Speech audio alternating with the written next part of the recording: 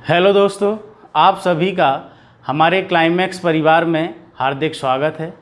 आज हम एक नई शुरुआत करने वाले हैं और रीजनिंग में आज हम रैंकिंग का टॉपिक शुरू करेंगे और एक नए अंदाज और नए आगाज़ के साथ एक नई शुरुआत करने वाले हैं। रीजनिंग में हम रैंकिंग यानी क्रम व्यवस्था चैप्टर्स को शुरू कर रहे हैं। तो देखिएगा, सबसे पहले अगर हम बात करने जाएं रैंकिंग यानी क्रम व्यवस्था में सबसे महत्वपूर्ण आपका तथ्य क्या रहेगा, तो देखिए क्रम व्यवस्था की अगर आप बात करने जाएं तो क्रम व्यवस्था में सबसे फर्स्ट केवल ओनली ऑन आपके 2 से 3 फॉर्मूले आपके बनेंगे और केवल इन्हीं के आधार पर बहुत सारे टाइप के क्वेश्चंस का आपका निर्माण होगा।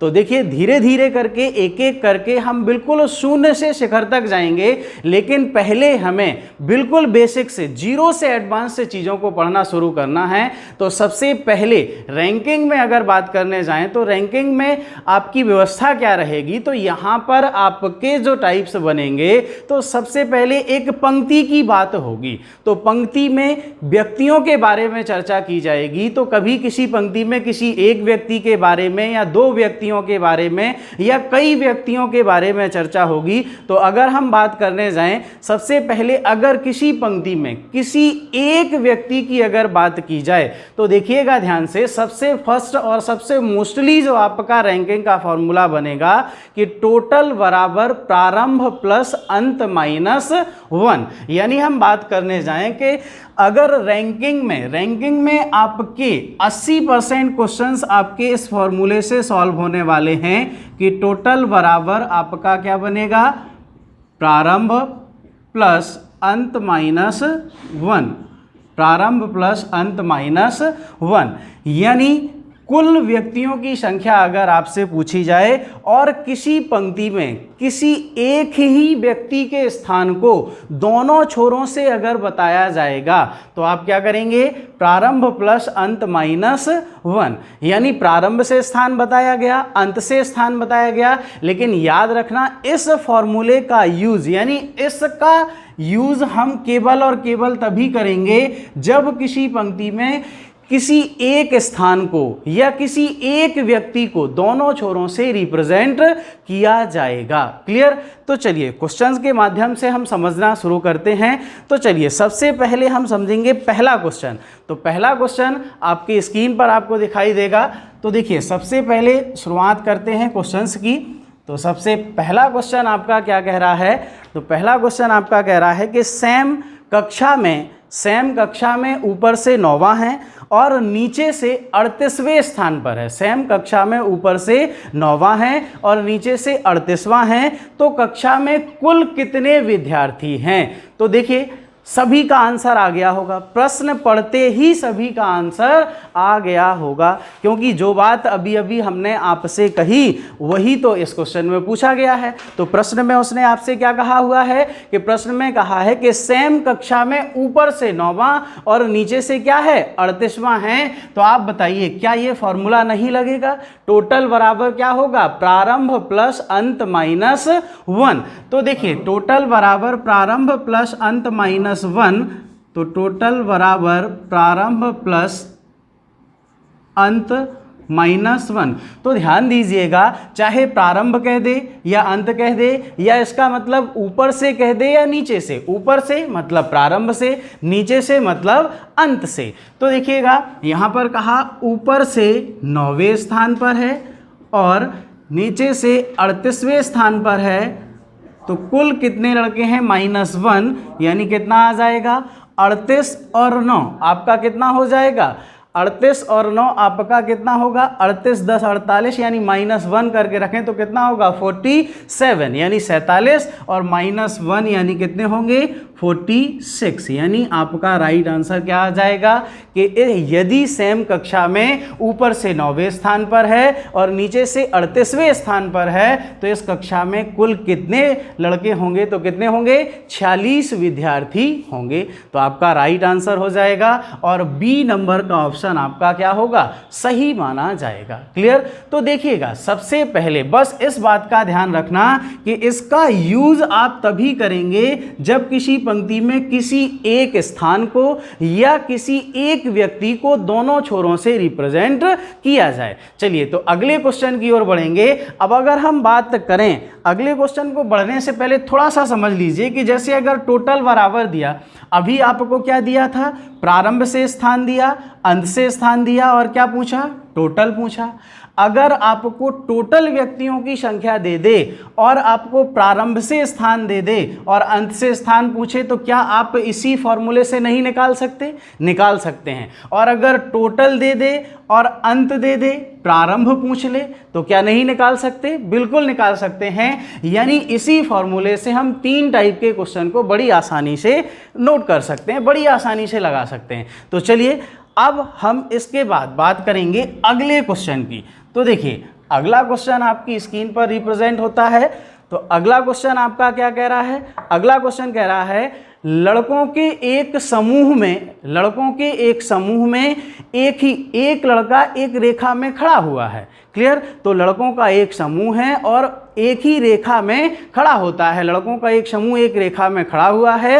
एक लड़का दोनों छोर से, यानी उस समूह में, उस रेखा में जो लड़का खड़ा हुआ है वो दोनों छोर से 19वें स्थान पर है। तो 19वें स्थान पर है तो उस पंक्ति में कुल कितने लड़के हैं या उस समूह में कुल कितने लड़के हैं, तो बताइएगा। देखिएगा ध्यान से, अगर यहां पर बात करने जाएं कि लड़कों के एक समूह में एक लड़का दोनों छोर से, यानी उस रेखा में वो लड़का क्या है, दोनों छोर से 19वें स्थान पर है, यानी प्रारंभ और अंत या नीचे या ऊपर से किस स्थान पर है, 19वें स्थान पर। तो यहां पर आपका यही फॉर्मूला रिप्रेजेंट होगा कि टोटल बराबर प्रारंभ प्लस अंत माइनस 1। तो प्रारंभ प्लस अंत माइनस 1, तो यहाँ पर प्रारंभ से क्या है 19 और अंत से भी क्या है 19 माइनस 1। तो देखते ही आप सभी आंसर बताएंगे, बिना पेन पेपर के आप इसका आंसर तुरंत बता पाएंगे। तो कितना हो जाएगा 38, 38 और 38 माइनस 1 तो कितना आ जाएगा 37।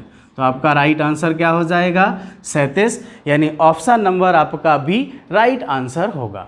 तो चलिए इस तरीके से अब यहाँ पर अभी तो एक ही छोर से, यानी दोनों छोरों से स्थान बताया। अब अगर टोटल दे, प्रारंभ दे, अंत पूछे, या टोटल दे, अंत दे, प्रारंभ पूछे, तब भी हम आसानी से इनका उत्तर ज्ञात कर सकते हैं। तो देखिएगा, चलिए इसके बाद हम बात करने वाले हैं, अब इसके आगे थोड़ा सा बढ़ेंगे। तो अगला क्वेश्चन आपका क्या कह रहा है, तीसरे क्वेश्चन की बात करने जाएंगे। 49 विद्यार्थियों की एक कक्षा में, यानी 49 विद्यार्थियों की एक कक्षा में नितिन 18वें स्थान पर है, तो अंतिम से उसका क्या स्थान है। तो देखिए अब उसने आपको टोटल बच्चों की संख्या दे रखी है, टोटल कितने बच्चे हैं 49, और नितिन का उस कक्षा में स्थान क्या कहा है 18वें स्थान पर। अब अगर आप कहें कि सर इसने ना प्रारंभ कहा ना अंत कहा, तो आप बताइए अगर किसी कक्षा में किसी व्यक्ति का स्थान 18वां कहा है तो बेसिक सी बात हमें समझ जाना चाहिए कि इसको कहाँ से बताया गया है, प्रारंभ से बताया गया है। तो नितिन जो है वो 18वें स्थान पर है, यानी टोटल आपको कितना दिया हुआ है, टोटल 49, यानी 49 विद्यार्थियों की कक्षा में जो आपका नितिन है, 49 विद्यार्थियों की कक्षा में आपका नितिन किस स्थान पर है, 18वें स्थान पर है। तो 18वें स्थान पर है और कहाँ से दिया है, प्रारंभ से दिया है, और आपको पूछा है कि उसी पंक्ति में अंत से उसका स्थान ज्ञात कीजिए। तो अंत से उसका स्थान ज्ञात करने के लिए हम क्या करेंगे, टोटल बराबर प्रारंभ प्लस अंत माइनस 1। तो टोटल बराबर कितना दिया 49, नितिन का प्रारंभ से स्थान क्या है 18, अंत से ज्ञात करना है तो x माइनस 1। तो x इक्वल टू कितना आ जाएगा 49 माइनस 18 से 1 जाएगा, कितना बचेगा 17, यानी 49 माइनस 17। तो x इक्वल टू आपका कितना आ जाएगा, 9 से 7 जाएंगे यानी कितना बचा 2, और 4 से 1 जाएंगे कितना बचेगा 3, यानी 32। तो आपका राइट आंसर क्या हो जाएगा, डी नंबर का ऑप्शन आपका क्या होगा, राइट आंसर बनेगा। तो देखिए इस तरीके से धीरे धीरे आपको क्या करना है, सीखना है। और चाहे तो आप इसका स्क्रीनशॉट ले लीजिए, तो जल्दी से ले लेंगे। हाँ चलिए अब आगे बढ़ते हैं। इस तरीके से हम धीरे धीरे बिल्कुल एक एक पॉइंट को लेके चलेंगे और रैंकिंग में आपके बहुत टाइप के क्वेश्चन बनने वाले हैं। और याद रखना केवल यही फॉर्मूला हर एक टाइप में मैं आपको इतने क्वेश्चन कराऊंगा और हर एक जगह यही यूज़ होगा, बस घुमा फिरा के कहीं ना कहीं से अंततः हम यूज़ इसी का करेंगे। करना कैसे है ये हम आपको सिखाएंगे और आपको बताएंगे कि कितने तरीके से एग्जाम में आपके क्वेश्चन बन सकते हैं। चलिए तो अब अगले क्वेश्चन की ओर देखते हैं। अगला क्वेश्चन आपका क्या कह रहा है, अगला क्वेश्चन कह रहा है कि 45 बच्चों की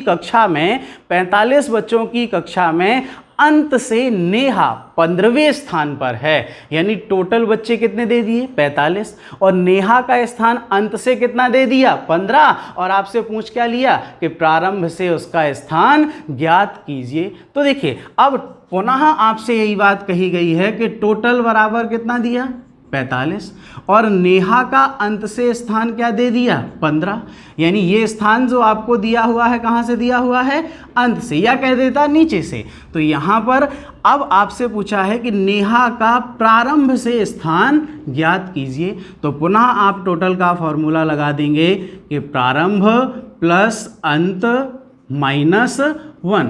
बस याद रखना कि इसका यूज़ आप तभी करोगे जब किसी पंक्ति में किसी एक व्यक्ति के स्थान को दोनों छोरों से बताया जाएगा। क्लियर। चलिए तो यहाँ पर टोटल कितना दिया हुआ है 45, फिर प्रारंभ से स्थान कितना दिया 15, और अंत से स्थान प्रारंभ से स्थान आपको क्या करना है ज्ञात करना है, और अंत से कितना दिया 15 माइनस 1। तो x इक्वल टू 15 से 1 जाएगा कितना बचा 14, यानी 45 माइनस 14। तो x बराबर आपका कितना 5 से 4 जाएंगे कितना बचा 1, और 4 से 1 जाएगा कितना बचा 3, यानी आपका राइट आंसर बनेगा 31, यानी ऑप्शन नंबर आपका सी क्या होगा राइट आंसर होगा। चलिए तो स्क्रीनशॉट ले लेंगे जल्दी से। चलिए अब बढ़ते हैं आगे।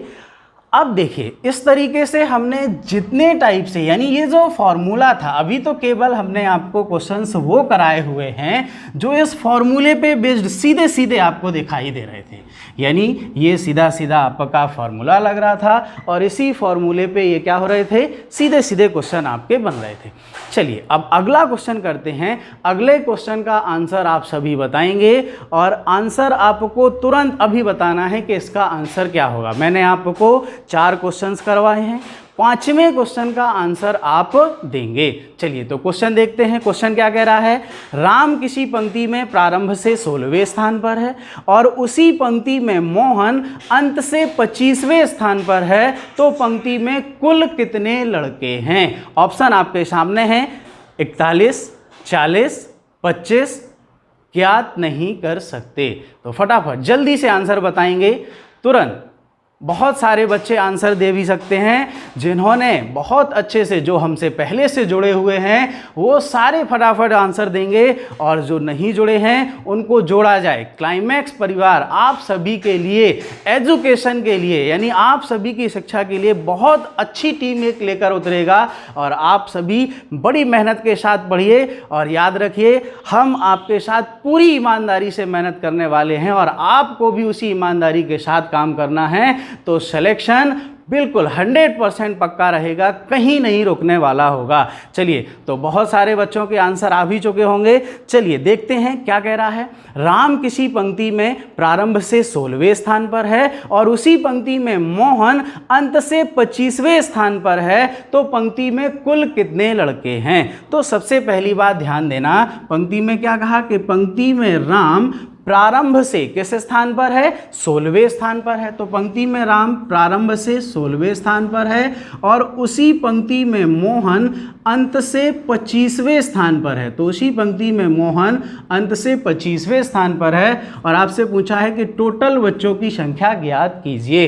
तो बहुत सारे बच्चों ने तुरंत बिल्कुल अंदाजा नहीं लगाया होगा, बोले टोटल बराबर प्रारंभ प्लस अंत माइनस 1 और 25 और 16 कितना कह दिया, 41 कह दिया। कितना कह दिया, 41। और चूंकि ऑप्शन में आंसर 41 दिया हुआ है और हम जल्दबाजी में अगर क्वेश्चन की भाषा नहीं समझ पाए तो आंसर क्या, बहुत छोटा सा क्वेश्चन है ये और हम आंसर क्या करेंगे, गलत करके चले आएंगे। इस क्वेश्चन के लिए हमें पेन भी उठाने की ज़रूरत नहीं है और ना पड़ेगी अब आपको आज के बाद। तो चलिए समझते हैं। मैं आपको प्रत्येक क्वेश्चन में 4 क्वेश्चन जो आपको कराए बार बार इसी बात को रिपीट कर रहा था कि टोटल बराबर प्रारंभ प्लस अंत माइनस 1 का यूज हम तभी करेंगे जब किसी पंक्ति में किसी एक व्यक्ति के स्थान को दोनों छोरों से बताया जाएगा या किसी एक स्थान को दोनों छोरों से रिप्रेजेंट किया जाएगा, तभी आप टोटल बराबर प्रारंभ प्लस अंत माइनस 1 का यूज करेंगे, अन्यथा नहीं करेंगे। तो क्या बताइए, इस पंक्ति में तो क्या है, 2 अलग अलग व्यक्तियों का स्थान बताया गया है। क्या किया गया है, 2 अलग अलग व्यक्तियों का स्थान बताया गया है। और अब देखिए, जैसे बड़े बेसिक तरीके से अगर हम बात करने जाएं, यहां पे आएगा, अगर हम बात करने जाएं ये पंक्ति है तो देखिए ये राम है, कहीं भी मान लें। अब राम पंक्ति में प्रारंभ से 16वें स्थान पर है, कहीं भी हो सकता है। तो प्रारंभ से क्या है, ये राम है, 16वें स्थान पर है। मोहन अंत से 25वें स्थान पर है, तो मोहन अंत से 25वें स्थान पर है, कहीं भी हो सकता है। तो मोहन अंत से 25, मान लिया हमने कि मोहन, चलिए ये है, ये क्या है, 25वें स्थान पर है। और आपसे पूछा कुल कितने बच्चे हैं, तो क्या अब आप कुल व्यक्तियों की संख्या बता सकते हैं। टोटल की जब बात होती थी तो एक ही स्थान, यानी अगर आपसे कहा जाता कि राम प्रारंभ से 16वें स्थान पर है और इसी पंक्ति में राम अंत से 25वें स्थान पर है, यानी इसी स्थान को प्रारंभ और अंत दोनों छोरों से बताया गया हो, तो हम क्या करेंगे, टोटल का फॉर्मूला लगा सकते हैं। क्योंकि प्रारंभ से 16 अंत से 25, यानी 25 16 41, लेकिन -1 क्यों करते हैं, क्योंकि एक ही स्थान को हम 2 बार काउंट नहीं कर सकते। भाई राम का स्थान तो एक ही है ना, तो काउंट कितनी बार होगा, 1 बार। इसीलिए इस फॉर्मूले में हम -1 का यूज करते हैं। तो देखिए अब यहां पर राम अलग है, मोहन अलग है, इसीलिए हम यहां पर कुल बच्चों की संख्या ज्ञात नहीं कर सकते।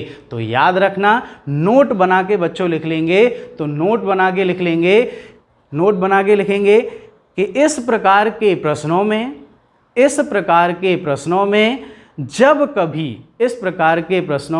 जब कभी 2 अलग अलग व्यक्तियों का स्थान बताकर बिना किसी शर्त के, तो याद रखना, क्या यहां पर इस प्रश्न में कोई शर्त दे रखी है क्या, कोई शर्त नहीं दी, केवल राम का स्थान बताया और मोहन का स्थान बताया, शर्त कोई नहीं दी। अगर शर्त दे देता, मान के चलें यहां पे जो आप बात देखिए, अगर यहां शर्त कह देता कि ये दोनों क्या हैं, पड़ोसी हैं, तो राम और मोहन अगर पड़ोसी हो जाते तो ये क्या होते, अगल बगल, यानी बराबरी पे अगल बगल बैठ जाते, तो हम कुल बच्चों की संख्या ज्ञात कर सकते थे। अभी हम आगे इसको पढ़ेंगे, अभी केवल आप क्या ध्यान रखेंगे, नोट हम लिख रहे थे और उस नोट को हम पूरा करेंगे, कंप्लीट करिएगा कि इस प्रकार के प्रश्नों में जब कभी 2 अलग अलग व्यक्तियों का स्थान बताकर बिना किसी शर्त के कुल व्यक्तियों की संख्या पूछी जाए, यानी बिना किसी शर्त के कुल व्यक्तियों की संख्या पूछी जाए,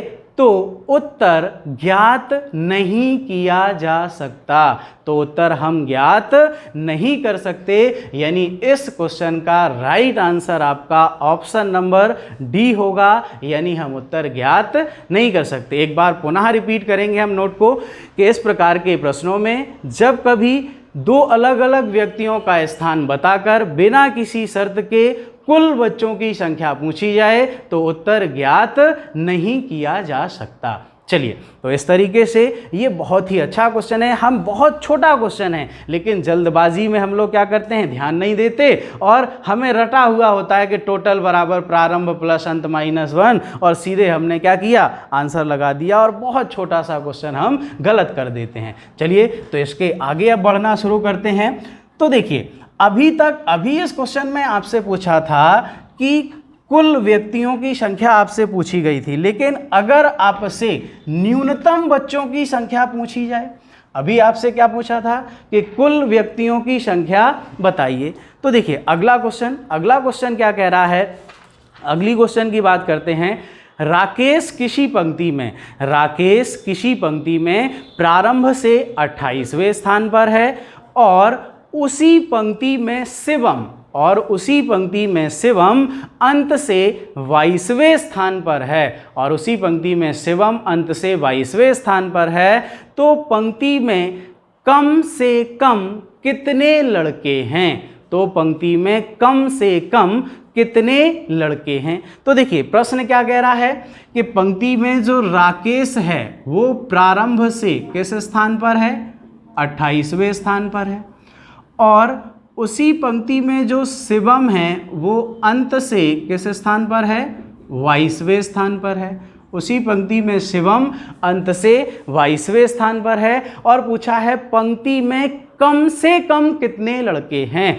तो पिछला प्रश्न और इस प्रश्न भाषा एक जैसी है, लेकिन केवल लास्ट में आपसे अंत में ध्यान से देखिएगा भाई, बाकी तो प्रश्न वही है। प्रारंभ से एक व्यक्ति का स्थान प्रारंभ से दिया है, एक व्यक्ति का स्थान अंत से दिया है, यानी दो अलग अलग व्यक्तियों का स्थान बताया गया है। और क्या कोई शर्त लगी है? क्या नहीं लगी है? तो आप कहो सर अभी आपने नोट लिखवाया और उत्तर कह दो ज्ञात नहीं कर सकते, तो भैया ऐसा नहीं करना है। ध्यान दीजिए, यहां पर अंत में क्वेश्चन ने भाषा चेंज कर दी है। वहां पूछा था कि कुल कितने लड़के हैं और यहां पर क्या पूछा है, कम से कम कितने लड़के हैं, या कम से कम की जगह कह देता कि पंक्ति में न्यूनतम बच्चों की संख्या ज्ञात कीजिए।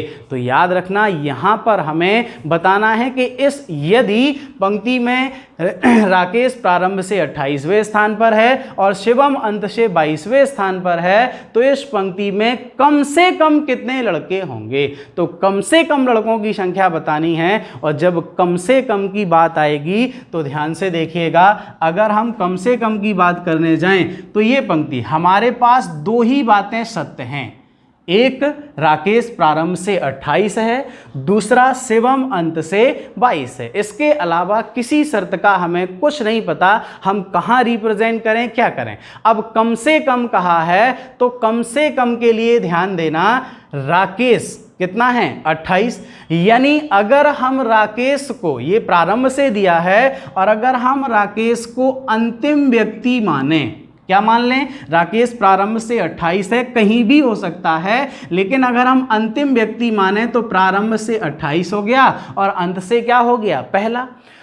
और तो इसका मतलब इस पंक्ति में कम से कम कितने लड़के होंगे, 28 लड़के होंगे। कितने होंगे, 28। तो बस ये रिप्रेजेंट तभी होगा, तभी सही माना जाएगा जब दूसरी प्रश्न में जो बात है वो क्या हो, इसमें सही तरीके से निरूपित हो। तो देखना, शिवम अंत से 22वें स्थान पर है, तो अगर इस पंक्ति में 28 हैं तो शिवम अंत से 22वां हमें आसानी से मिल जाएगा, क्योंकि इस पंक्ति में कुल कितने बच्चे बैठे हुए हैं भाई, राम प्रारंभ से 28 है और अंत से अगर पहला हो जाए, अंतिम व्यक्ति मान लें, तो यानी 28 व्यक्ति हैं। तो शिवम को हम अंत से 22वां स्थान दे सकते हैं कि नहीं दे सकते हैं, अंत से हम 22वां स्थान दे सकते हैं। तो देखिएगा, अब अगर आप कहें कि सर हमें 28 नहीं मानना, 22 मानना है, तो देखिएगा, अगर हम इस पंक्ति में बात करने जाएं और इस पंक्ति में अगर आप कहें कि शिवम अंत से 22वें स्थान पर है, तो पंक्ति ये है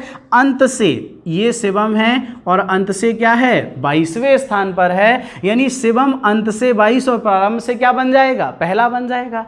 तो इस पंक्ति में कितने बच्चे होंगे, 22 बच्चे होंगे। तो अगर 22 बच्चे होंगे तो प्रश्न में दी गई बात क्या प्रश्न में कही गई बात सत्य होगी क्या?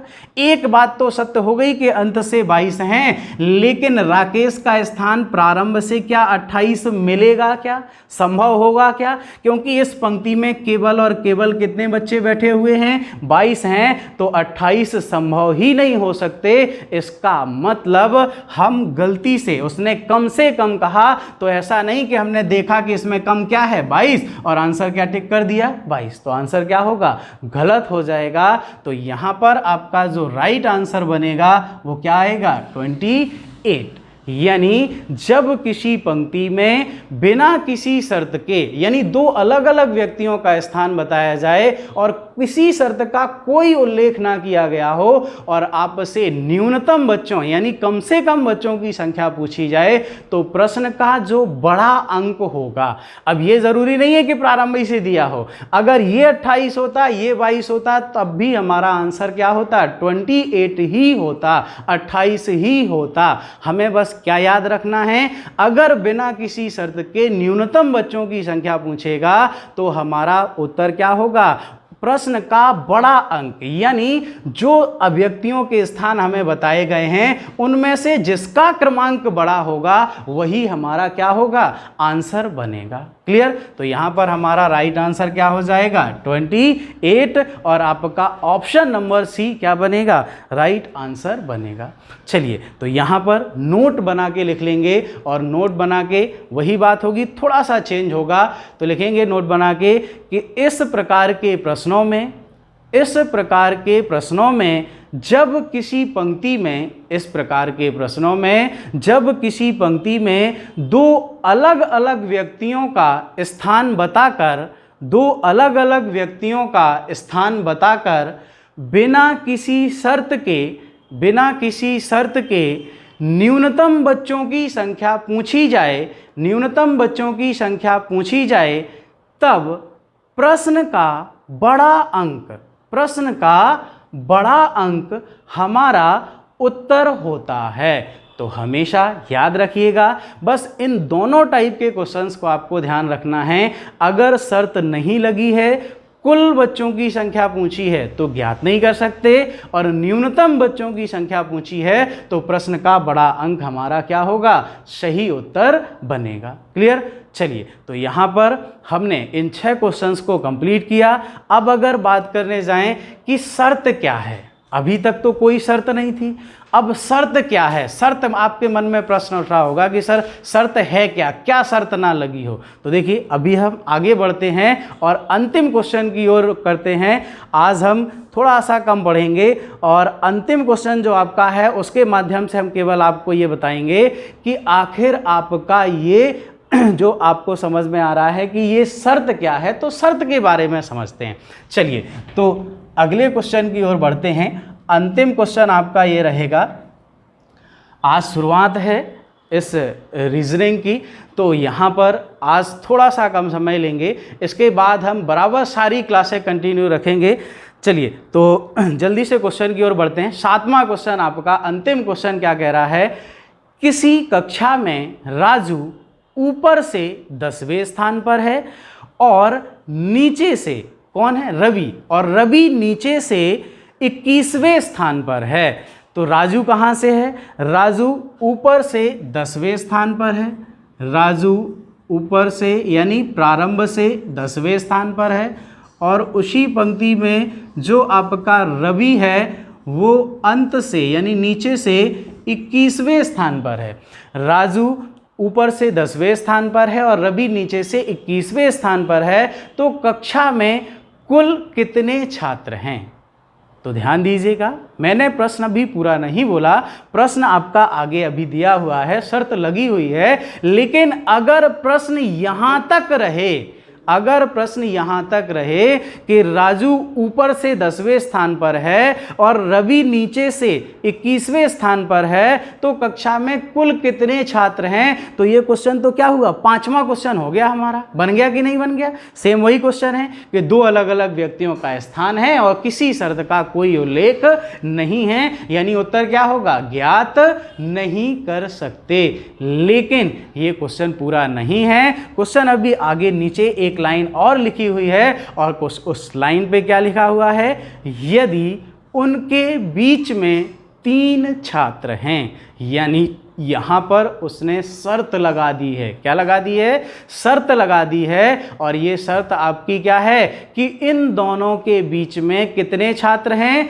3 छात्र हैं। तो अब अगर इनके बीच में छात्रों की संख्या दी है, जैसे मैंने आपसे जिक्र किया था कि या कह दे पड़ोसी हैं, तो पड़ोसी कह दे यानी अगल बगल बैठे हैं, 3 छात्र हैं, तो इन दोनों के बीच में कितने व्यक्ति होंगे? 3 छात्र होंगे। तो देखिएगा डायग्राम के हिसाब से मैं आपको बताता हूं कि यहाँ पर ये आपकी पंक्ति है और इस पंक्ति में अगर बात करने जाएं तो देखिएगा इस पंक्ति में अगर हम बात करें कि ये आपकी जो पंक्ति है और यहाँ पर आपसे क्या कहा गया है, राम जो प्रारंभ से क्या है 10वें स्थान पर है, कहीं पे भी मान लें थोड़ी देर के लिए, और रवि जो आपका है तो अंत से किस स्थान पर है? 21वें स्थान पर है। तो रवि अंत से 21वें स्थान पर है और इनके बीच में कितने छात्र हैं? 3 छात्र हैं। कितने छात्र हैं? 3। तो सीधी सिंपल सी बात आपकी क्या बनी कि राम प्रारंभ से क्या है 10 और रवि अंत से क्या है 21। तो कितना हो जाएगा? ये प्रारंभ से कितने हैं 10, बीच में कितने हैं 3 और रवि अंत से क्या है 21। तो 21 और 10 कितना होगा 31 और 31 और 3 कितना हो जाएगा 34। तो देखिए अब यहाँ पर आपका अगर हम फॉर्मूले की बात करें कि फॉर्मूला क्या बना, तो फॉर्मूले की अगर आप बात करने जाओ तो टोटल बराबर आपका क्या बन जाएगा? प्रारंभ से स्थान कितना है 10 प्लस बीच की संख्या प्लस अंत से स्थान। तो देखिएगा ध्यान से, यहाँ पर क्या दिया हुआ है? प्रारंभ से स्थान प्लस बीच की संख्या और प्लस अंत से स्थान। तो यहाँ पर प्रारंभ से कितना दिया है 10, बीच में कितने हैं? प्रारंभ से 10, बीच में कितने हैं 3, अंत से कितना है 21। तो यहाँ पर कितने हो जाएंगे 20, 10, 30 और 1 31 और 3 कितना होगा 34। यानी यहाँ पर कुल कितने व्यक्ति होंगे? 34 व्यक्ति होंगे। तो देखिए अब शर्त लगा दी। कई बच्चों के मन में एक सवाल आ रहा होगा कि सर अभी तो आप कह रहे थे कि जो आपका राम है वो हम कहीं भी इसको रख सकते हैं, रवि है कहीं भी रख सकते हैं, बिल्कुल सही बात है।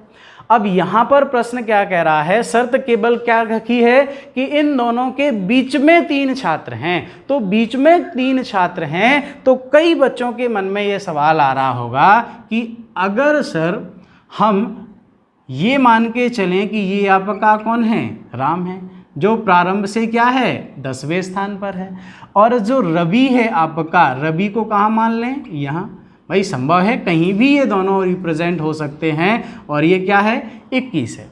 तो देखिएगा क्या इनके बीच में ये 3 छात्र नहीं हो सकते? बिल्कुल हो सकते हैं। यानी यहाँ पर आपकी 2 तरीके से कंडीशन बन सकती हैं। और उत्तर कैसे देंगे, कैसे पता चलेगा? तो या तो भैया देखो ऑप्शन के हिसाब से पता चलेगा कि ऑप्शन क्या दे रखे हैं। तो इस क्वेश्चन में अगर आप बात करें तो आपके पास ऑप्शन है 34, 33, 32, 31। यानी यहाँ तो सीधा सीधा हमारा आंसर आ ही चुका है, कितना होगा 34। यानी ए नंबर का ऑप्शन आपका क्या होगा? सही होगा।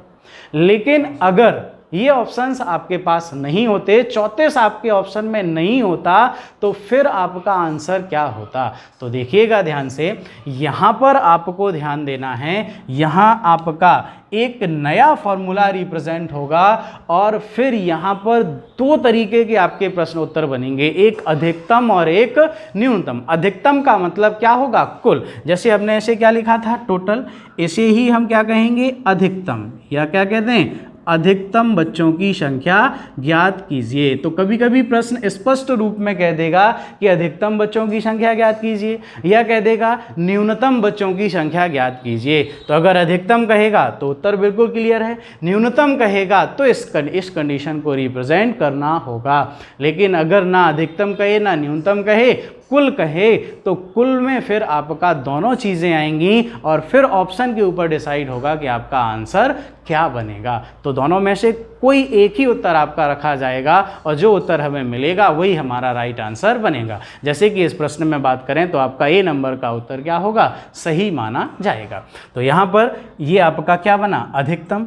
अब अगर बात करें कि इस कंडीशन को ना लेके आपसे अगर न्यूनतम बच्चों की संख्या यहाँ पूछी गई होती तो देखिएगा ध्यान से, इसी में ये आपका जो डायग्राम रिप्रेजेंट किया है ये आपका राम है, प्रारंभ से 10वें स्थान पर है, रवि अंत से 21वें स्थान पर है और बीच में 3 छात्र हैं, यानी जो प्रश्न में कहा गया है वो कंडीशन यहाँ भी रिप्रेजेंट हो रही है। क्या ये गलत है? क्या नहीं है। हम इस तरीके से भी इनको बैठा सकते हैं क्योंकि इसका स्थान ये तो कहा नहीं। हाँ, अगर यहाँ पर एक शर्त और लगा देता कि आपका जो राम है वो क्या है, रवि के बाईं ओर है, तो फिर केवल आपकी यही कंडीशन होती कि ये क्या है, राम और ये क्या है, रवि और बाईं ओर, तो इसका बायां क्या होगा, इस ओर होगा। यानी आपका अगर यहाँ पे कहा है तो फिर राम क्या होता, फिक्स होता और इस प्रश्न का आंसर केवल और केवल क्या होता, 34 यानी 34 ही होता। और अगर इसी क्वेश्चन में वो कह दे कि रवि राम के दाहिनी ओर है तब भी आंसर क्या होता, यही होता। लेकिन अगर प्रश्न में ये कहा होता कि रवि राम के बाईं ओर है तो फिर कभी भी हम 34 आंसर नहीं दे सकते। अगर ऑप्शन में दे भी रखा है तब भी 34 हमारा आंसर नहीं बनेगा क्योंकि उसने शर्त स्पष्ट कर दी है कि जो रवि है वो राम के कहाँ हैं, बाईं ओर है। तो अगर इस पोजीशन 34 तो इस पोजीशन में आएगा तो क्या रवि राम के क्या होगा, बाईं ओर होगा क्या, नहीं होगा। लेकिन जब पोजीशन ये बनेगी तभी रवि क्या होगा, राम के बाईं और होगा। तो इस पोजीशन में आपका, चलिए क्या आपका फॉर्मूला बनेगा, तो अधिकतम और सेकंड आपका क्या बनेगा, न्यूनतम। क्या बनेगा, न्यूनतम। तो न्यूनतम में आपका फॉर्मूला क्या बनेगा, प्रारंभ से स्थान माइनस, भाई अभी क्या किया था, प्रारंभ से स्थान प्लस बीच की संख्या और प्लस अंत से स्थान। और जब न्यूनतम की बात आएगी तो प्रारंभ से स्थान माइनस बीच की संख्या माइनस 2 और प्लस अंत से स्थान। तो अब कुछ लोगों के मन में सवाल आ रहा होगा कि ये प्रश्न, ये फॉर्मूला कैसे बना। तो देखिएगा ध्यान से, जब सीधी सीधी बात थी तो वहाँ पर हम सीधे रिप्रेजेंट कर रहे थे प्रारंभ से प्लस बीच और प्लस अंत से। लेकिन यहाँ पर दोनों एक दूसरे के एरिया में जा रहे हैं ना। तो देखिएगा ध्यान से, पंक्ति तो यही है और रवि ये है, राम ये है, लेकिन जब हम राम का स्थान प्रारंभ से ये 10 दे रहे हैं यानी 10 व्यक्ति यहाँ क्या कर रहे हैं, काउंट कर रहे हैं।